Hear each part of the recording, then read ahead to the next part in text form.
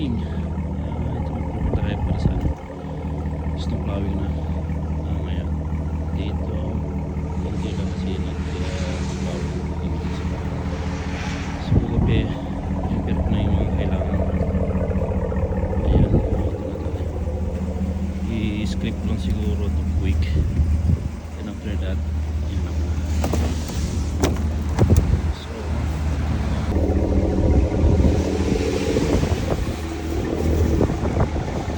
Tayo ng plowing. Yes. Minsan lang ito gawin. Pero tatanggalin ko pa rin.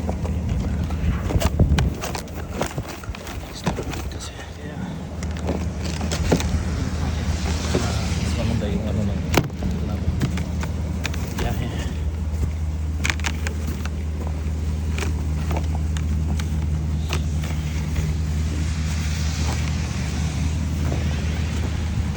Pag di tanggalin kasi ito matikitan tayo dito.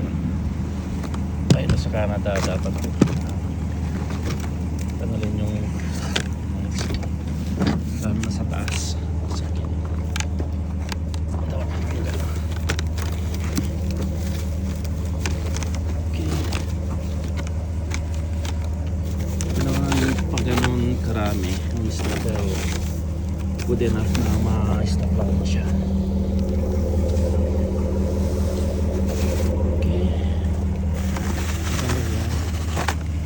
Na ganun karami dito anong sakyan kasi tinanggal ko na kagabi po na natulog ako eh. So yun yung gamit, yan yung generator ko na ano, kasi meron akong 12 inches na pang snow plow na maliit na kuryente. Yan yung gamit ko, yung mga battery niya. Yan, loaded siya ng apat na malalaking battery, 60 volt, pero AC yung pinuproduce niya, 120. Naman kagabi i-prepare ko na yung ano, salt, hindi yan puro salter na lahat, tapos yung salter din, yung salter ko na isa hindi ko muna siya magamit. Ayan, kasi nag-stack up yung ano niya, bago yan, brand new yan na binili, kaso nag-install pa ako ng vibrator niyan maliit para maganda yung flow ng asin. Kaya hindi ko muna ginamit ko minsan, kaso hindi ganun kaganda.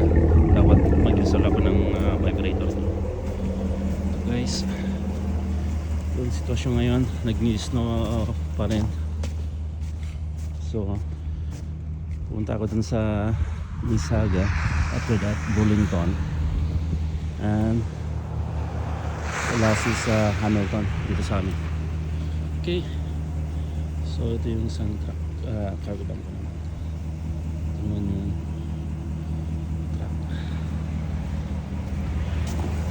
I-testing natin lahat yung ano, yung mga ilang.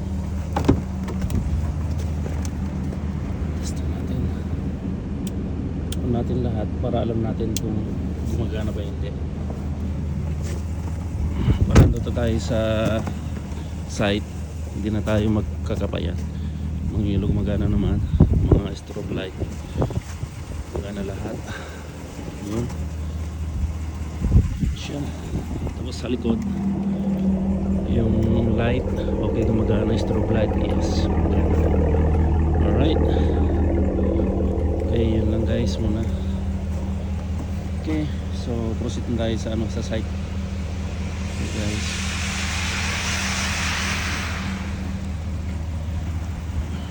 tayo ng picture paper na ano pa.